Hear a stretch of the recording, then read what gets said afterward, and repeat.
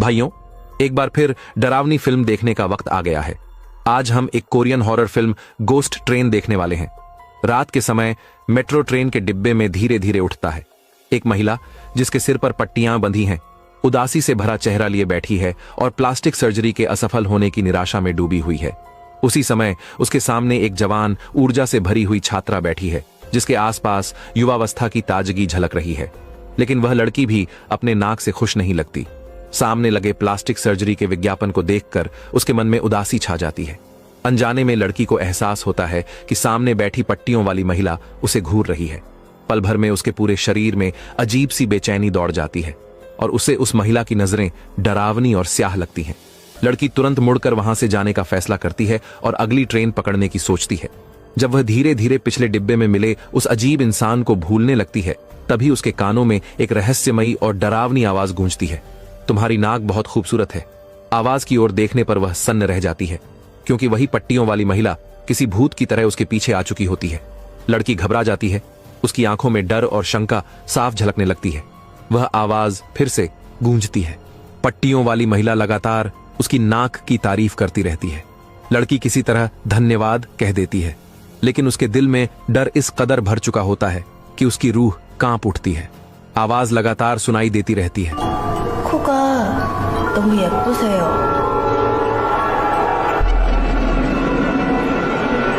और जब लड़की पलट कर देखती है तो सामने वाली महिला के चेहरे पर एक ऐसा खौफनाक मुस्कान होती है जो रोंगटे खड़े कर देती है, और उसकी नजरें सीधी लड़की की नाक पर टिकी होती हैं। लड़की देखती है कि उस महिला के हाथ में कोई अज्ञात तरल पदार्थ है। वह घबराकर पास के स्टेशन के प्लेटफॉर्म की ओर भागती है और दूर जाकर छिपने की कोशिश करती है।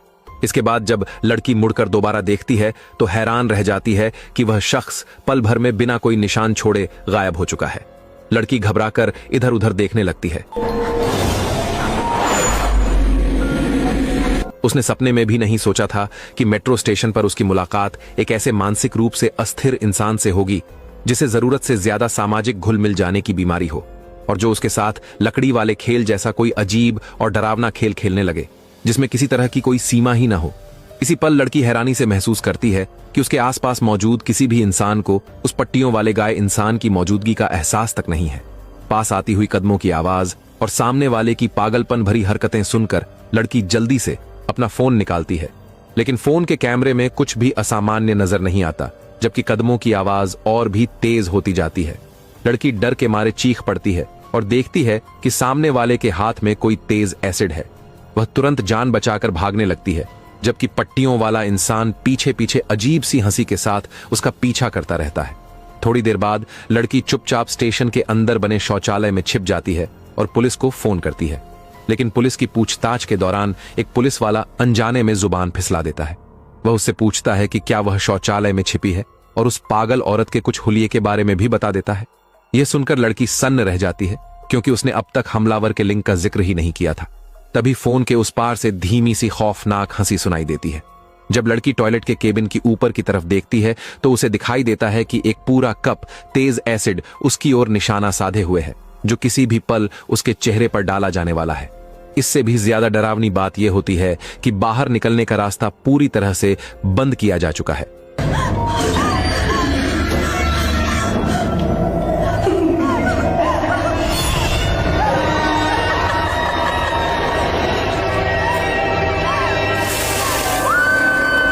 आखिरकार लड़की ग्वांगनिंग स्टेशन के शौचालय में धीरे धीरे तेज एसिड से झलकर मर जाती है।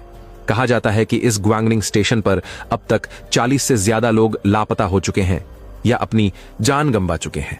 मानो यह जगह सीधे नर्क का दरवाजा हो, जिसके पीछे कोई भयानक और शैतानी सच्चाई छिपी हुई है। और इसी ग्वांगनिंग स्टेशन का स्टेशन मास्टर ओल्ड चॉय हर दिन तरह तरह की अफवाहों और कहानियों में डूबा रहता है।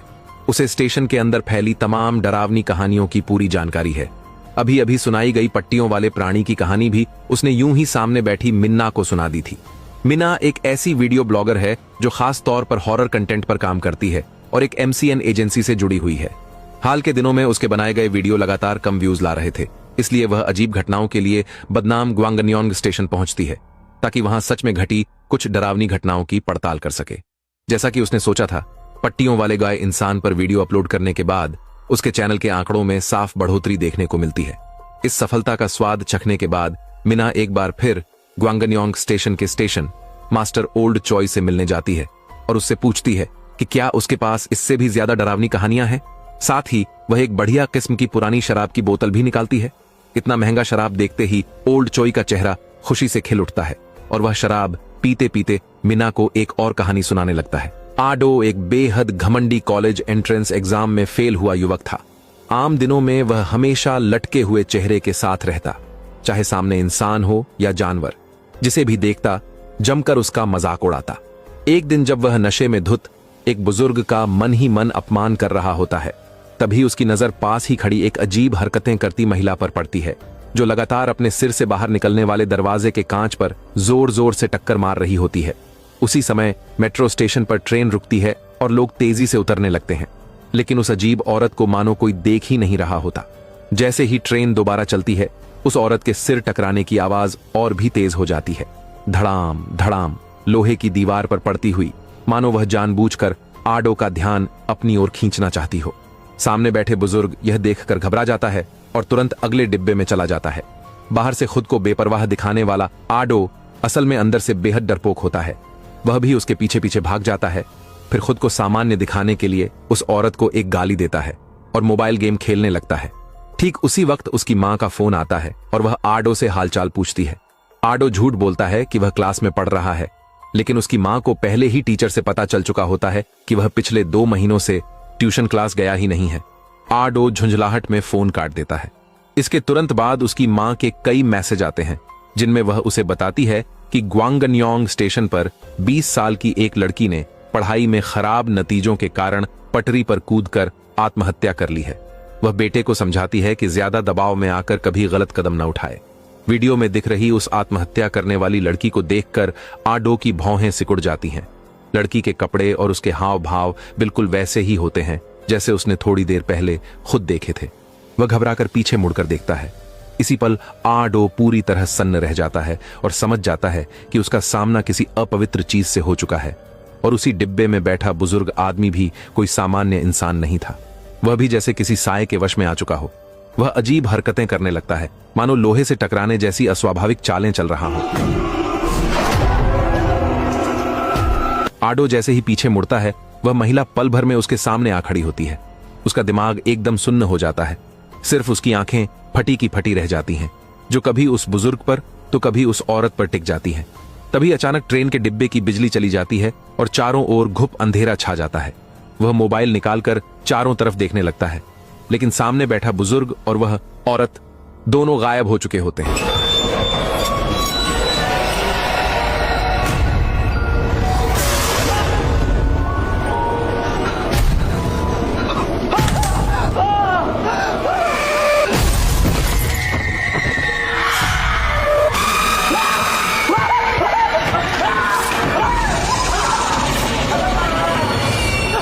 किसी तरह आडो डर की हालत से होश में आता है। उसका पूरा चेहरा पसीने से भीगा होता है। तभी मेट्रो स्टेशन पर रुकती है।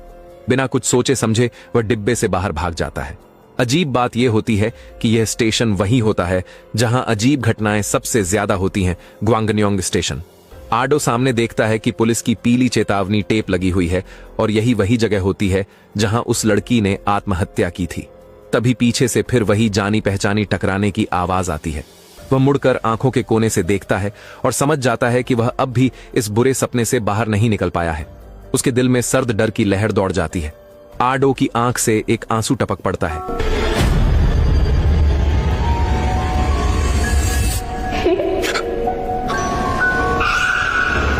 यह कहानी सुनने के बाद मिना पूरी तरह उसमें डूब जाती है। उसके मन में ढेरों सवाल उठते हैं और वह ओल्ड चोई से पूछती है कि उसे यह कहानी आखिर कहां से पता चली। लेकिन मिना के बार बार पूछने पर भी ओल्ड चोई कोई जवाब नहीं देता, बल्कि जोर से चिल्लाकर कहता है कि वह नशे में है। इसके बाद वह बिस्तर पर लेट जाता है और पूरी तरह बेसुध हो जाता है। बाद में गहरी रात में जब स्टेशन पर कोई नहीं होता, मिना ग्वांगन्योंग स्टेशन में वीडियो के लिए जरूरी सारे शॉट्स शूट कर लेती है।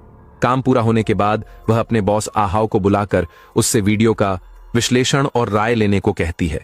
वीडियो देखने के बाद आहाओ को कहानी नई लगती है, कंटेंट दिलचस्प और रफ्तार तेज महसूस होती है। लेकिन एक बात उसे परेशान करती है मेट्रो स्टेशन की वेंडिंग मशीन के अंदर एक इंसानी साया आखिर क्यों दिखाई दे रहा है। दोनों जितना ज्यादा वीडियो देखते हैं, मामला उतना ही संदिग्ध लगता है। इसी वजह से अगली रात मिना फिर से शराब लेकर स्टेशन मास्टर ओल्ड चोई के पास जाती है। मिना के लगातार सवालों के सामने आखिरकार ओल्ड चोई वेंडिंग मशीन से जुड़ी एक अजीब कहानी सुनाता है। वह बताता है कि एक समय एक ऑफिस जाने वाला आदमी रोज नियम से मेट्रो लिया करता था, लेकिन कंपनी से निकाले जाने के बाद वह शराब में डूब गया। उसकी जिंदगी पूरी तरह बिखर गई और वह मेट्रो स्टेशन पर भटकने वाला एक बेघर इंसान बन गया। उस दिन वह एक कटोरी गरम गरम इंस्टेंट नूडल्स खाना चाहता था, लेकिन उसकी जेब में सारे पैसे मिलाकर सिर्फ 2000 वॉन थे और 500 वॉन कम पड़ रहे थे।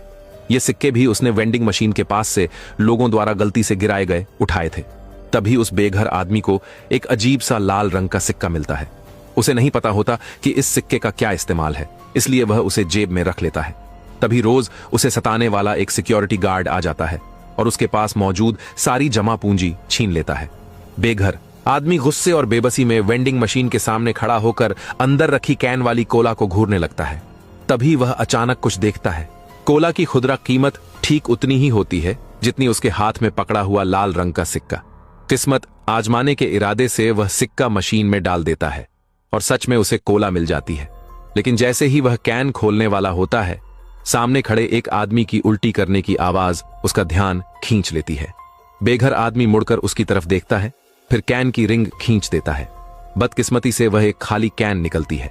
वह गुस्से में गालियां देने लगता है, लेकिन यही हरकत उसकी जिंदगी की दिशा बदल देती है।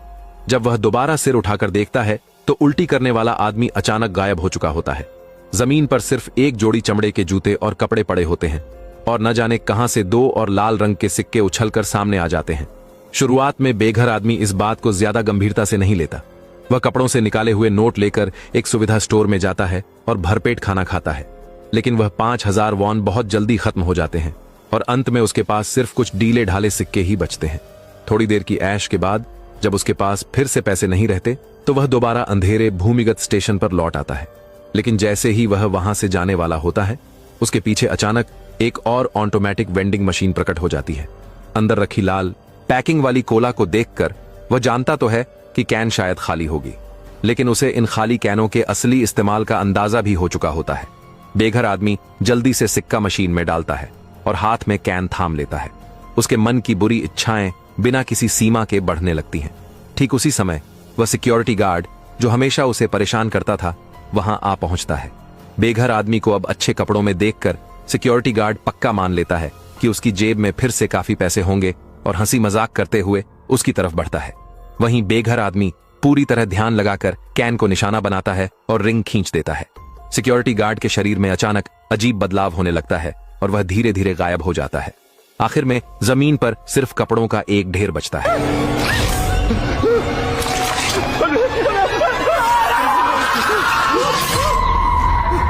बेघर आदमी डर के मारे पीछे हटने लगता है, क्योंकि उसे भी समझ नहीं आता कि इसके पीछे आखिर कैसी तर्कहीन शक्ति काम कर रही है। तभी वह देखता है कि जो सिक्योरिटी गार्ड गायब हुआ था वह वेंडिंग मशीन के अंदर पागलों की तरह फड़फड़ा रहा है। तब जाकर बेघर आदमी को एहसास होता है कि यह एक ऐसा कैन है जो इंसानों को निगल जाता है। जमीन पर फिर से उछलकर गिरे 3 सिक्कों को देखकर उसके मन में अमीर बनने का ख्याल जन्म ले लेता है। इसके बाद वह अपनी पुरानी डरपोक हालत को पूरी तरह छोड़ देता है और स्टेशन के अंदर इधर उधर घूमकर अच्छे कपड़े पहने यात्रियों को निशाना बनाता है, उनका सारा सामान लूट लेता है और उनके कपड़े बेतरतीब ढंग से टॉयलेट के केबिन में फेंक देता है। जैसे जैसे पीड़ितों की संख्या तेजी से बढ़ती जाती है, बेघर आदमी की जिंदगी खाने पीने और पहनने के मामले में बेफिक्र हो जाती है। वह और भी ज्यादा बेकाबू हो जाता है और पूरी तरह अपनी लालसाओं का गुलाम बन जाता है। लेकिन कहावत है कि इंसान जितना पागल होता है उतनी ही जल्दी उसकी सजा भी मिलती है। एक रात वह रोज की तरह शराब पीकर धुत हालत में स्टेशन लौटता है। तभी वह देखता है कि उस डरावनी वेंडिंग मशीन के पास एक आदमी खड़ा है जिसने उसी जैसे कपड़े पहन रखे हैं। बेघर आदमी ध्यान से देखने की कोशिश करता है, लेकिन जितना देखता है उतना ही कुछ गड़बड़ लगने लगता है। तभी अचानक उसे उल्टी जैसा महसूस होता है और वह एक तरफ झुककर जोर जोर से उल्टी करने लगता है। उसकी यह हरकत सामने खड़े आदमी का ध्यान खींच लेती है और वह आदमी धीरे धीरे मुड़कर उसकी ओर देखने लगता है।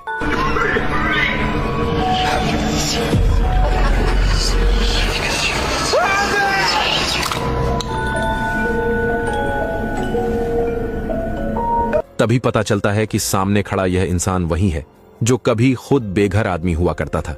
आखिरकार अपनी लालच की दौड़ में वह अपने ही दूसरे रूप के हाथों निगल लिया जाता है। स्टेशन मास्टर द्वारा सुनाई गई इन काली कहानियों को स्क्रिप्ट की तरह इस्तेमाल करने के बाद मीना के वीडियो अचानक जबरदस्त तरीके से वायरल होने लगते हैं। कंपनी की रैंकिंग में जो कभी सबसे नीचे थी वह सीधा टॉप 3 में पहुंच जाती है। जिस शियाओ मिंग को वह हमेशा अपने से नीचे समझती थी, उसे अचानक उभरता देख उसकी सहकर्मी लीना के मन में जलन पैदा हो जाती है। इसी ट्रेंड का फायदा उठाने के लिए एक ब्यूटी ब्लॉगर होने के नाते लीना भी ग्वांगन्योंग स्टेशन पर लाइव स्ट्रीम करने पहुंच जाती है। अचानक ट्रेन जोर से ब्रेक लगाती है और लीना गिरते गिरते बच जाती है। वह संतुलन बनाने के लिए हैंड रेल पकड़ती है, लेकिन उसका दाहिना हाथ किसी अज्ञात तरल से सना हुआ होता है। वह जल्दी से टिश्यू से हाथ साफ कर लेती है, लेकिन अगले ही दिन उस हाथ की हथेली पर 3 लाल धब्बे उभर आते हैं। घबराई हुई लीना तुरंत अस्पताल पहुंचती है। डॉक्टर उससे पूछता है कि क्या उसने हाल ही में किसी गंदी या संदिग्ध चीज को छुआ था। लीना काफी देर तक सोचने के बाद ही कल मेट्रो में हुई घटना को याद कर पाती है। डॉक्टर यह सुनकर कहता है कि यह शायद बैक्टीरियल इन्फेक्शन है और लीना को एक मरहम लिख कर देता है। साथ ही कुछ दिनों तक हालात पर नजर रखने को कहता है। घर लौटते समय लीना की मुलाकात अपनी प्रतिस्पर्धी मीना से हो जाती है। लीना बनावटी मुस्कान के साथ उससे हालचाल पूछती है और उसके करियर के लिए शुभकामनाएं देती है, लेकिन असल में वे दोनों न सिर्फ एक दूसरे की प्रतिद्वंद्वी हैं, बल्कि अपने बॉस आहाओ को चुपचाप पसंद भी करती हैं। दोनों बातें ही कर रही होती हैं कि अचानक लीना की नाक से खून किसी धारा की तरह बहने लगता है जो रुकने का नाम नहीं लेता। घबराकर वह भागती हुई सीधे वॉशरूम में घुस जाती है। इतनी ज्यादा मात्रा में खून आना साफ तौर पर असामान्य होता है। लीना घबराहट में खून पहुंचती है, तभी अचानक उसकी हथेली पर ढेर सारे छोटे छोटे छेद दिखाई देते हैं। ये देखकर उसके रोंगटे खड़े हो जाते हैं। उसी वक्त बाहर किसी के आने की आहट सुनाई देती है। लीना पहचान लिए जाने के डर से जल्दी से टॉयलेट के केबिन में छिप जाती है, लेकिन समय के साथ वे छोटे छोटे छेद उसके हाथ से फैलते हुए बाजू और फिर पूरे शरीर में फैलने लगते हैं। वह घबराकर डॉक्टर द्वारा दी गई मरहम निकालती है, लेकिन सामने की सच्चाई को स्वीकार न कर पाने के कारण उसके हाथ बुरी तरह कांपने लगते हैं और मरहम उसके हाथ से छूटकर जमीन पर गिर जाती है। तभी वहां से गुजरता हुआ एक फैन उस मरहम को उठा लेता है। 저기요. 혹시 리나님 아니세요? लीना किसी से मदद मांगने की हिम्मत नहीं जुटा पाती और चिल्लाकर फैन को वहां से चले जाने को कहती है। कुछ ही देर में उन छेदों से हरियाली फूटने लगती है और शरीर पर बड़े बड़े पौधे उगाते हैं।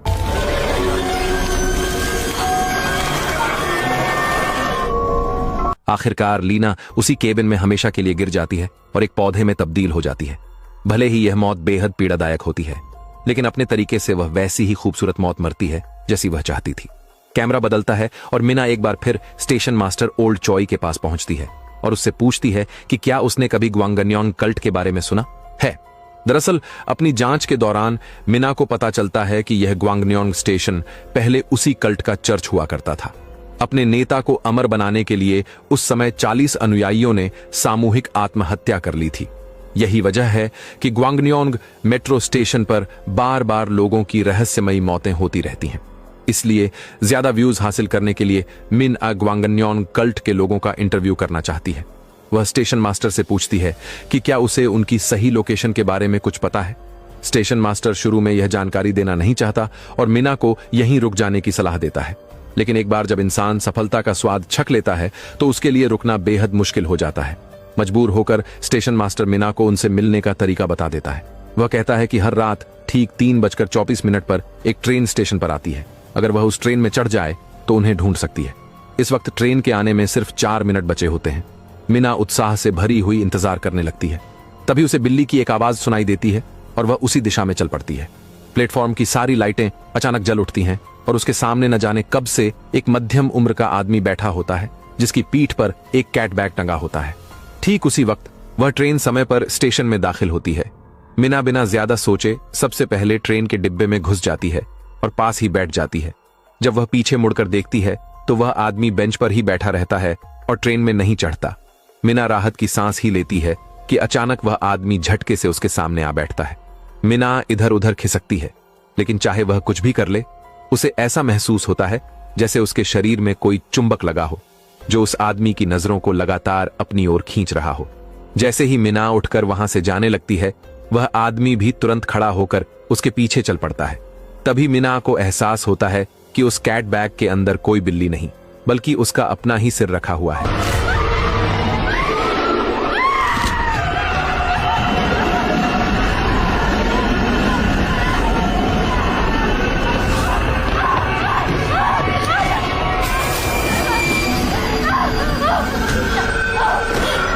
जैसे ही मीना ट्रेन से उतरती है, अगला दृश्य उसे उसकी कंपनी में काम पर जाते हुए दिखाता है। उसी समय 2 पुलिस वाले वहां पहुंचते हैं। वजह यह होती है कि मिनआ के वीडियो की लोकप्रियता बहुत ज्यादा बढ़ गई थी और इसने पुलिस का ध्यान खींच लिया था। जांच में पुलिस को पता चलता है कि वीडियो में जिस स्टेशन मास्टर ओल्ड चोई का जिक्र किया गया है, उसकी तो 3 साल पहले ही मौत हो चुकी थी। ग्वांगन्योंग स्टेशन का मौजूदा स्टेशन मास्टर कोई और है, जिसका नाम ओल्ड वोंग है, न कि ओल्ड चोई। ये सुनते ही आहाओ तुरंत मिना के साथ ग्वांगन्योंग स्टेशन पहुंचता है। उसी वक्त एक जर्जर हालत की पुरानी ट्रेन धीरे धीरे प्लेटफॉर्म पर आकर रुकती है। मिना आगे बढ़कर ट्रेन के डिब्बे में जाती है और वहां उसे स्टेशन मास्टर ओल्ड चोई का वॉकी टॉकी दिखाई देता है। वह उसे उठाकर कॉल करने की कोशिश करती है। थोड़ी ही देर में दूसरी तरफ से ओल्ड चोई की आवाज सुनाई देती है। ओल्ड चोई एक एक करके उस रात अपनी मौत की पूरी कहानी सुनाता है। उस रात वह अपने सहकर्मी शियाओ मा के साथ ड्यूटी पर था। तभी उसने सीसीटीवी में एक अजीब सी परछाई देखी जो ट्रैक के रास्ते को रोके खड़ी थी। ओल्ड चोई को लगा कि शायद कोई शराबी वहां भटक रहा है, इसलिए उसने शियाओ मा को जांच करने भेज दिया। लेकिन आधे घंटे बाद भी शियाओ मा वापस नहीं लौटा और पूरी तरह गायब हो गया। मजबूरन ओल्ड चोई खुद उसे ढूंढने निकल पड़ा। चारों तरफ तलाश करते वक्त अचानक उसके पीछे से एक बेहद पुरानी ट्रेन आ निकलती है, जिस पर खून से लिखे अक्षर भरे होते हैं। स्टेशन मास्टर होने के नाते ओल्ड चोई आगे बढ़कर जांच करने की कोशिश करता है, लेकिन ट्रेन अचानक रफ्तार पकड़ लेती है और उसे पता नहीं चलता कि वह उसे कहां ले जा रही है। उसे सिर्फ इतना महसूस होता है कि डिब्बे के अंदर भयानक गर्मी है, तापमान इतना ज्यादा कि उसके चमड़े के जूते तक पिघलने लगते हैं। तभी खिड़की से उसे शियाओ मा दिखाई देता है, जिसे देखकर उसके दिल में खुशी की लहर दौड़ जाती है। लेकिन वक्त बीतने के साथ उसे एहसास होता है कि वह शियाओ मा नहीं, बल्कि उसका मोबाइल फोन है, जिसे कोई रहस्यमयी शख्स ऊपर उठाए हुए है। वही शख्स यकीनन ग्वांगन्योंग कल्ट का मुखिया होता है। थोड़ी ही देर में ट्रेन फिर से चल पड़ती है और फर्श के नीचे से निकले काले हाथ ओल्ड चोई को धीरे धीरे घसीटकर अंदर खींच लेते हैं। ये पूरी सच्चाई जानने के बाद मिना को अपनी मौजूदा हालत का एहसास हो जाता है। ग्वांगन्योंग कल्ट का यह चर्च ऐसी जगह है जहां एक बार जाने के बाद लौटने का कोई रास्ता नहीं। इसी दौरान ट्रेन धीरे धीरे चलने लगती है और मिना को भी ले जाया जाने वाला होता है ताकि वह कल्ट लीडर की बलि बन सके। 자네와 함께했던 시간들이 꽤나 즐거웠네. 자네가 그리운 거야. जैसे जैसे ट्रेन दूर होती जाती है, मिना अचानक देखती है कि ओल्ड चोई उसकी ही शक्ल में बदल चुका है।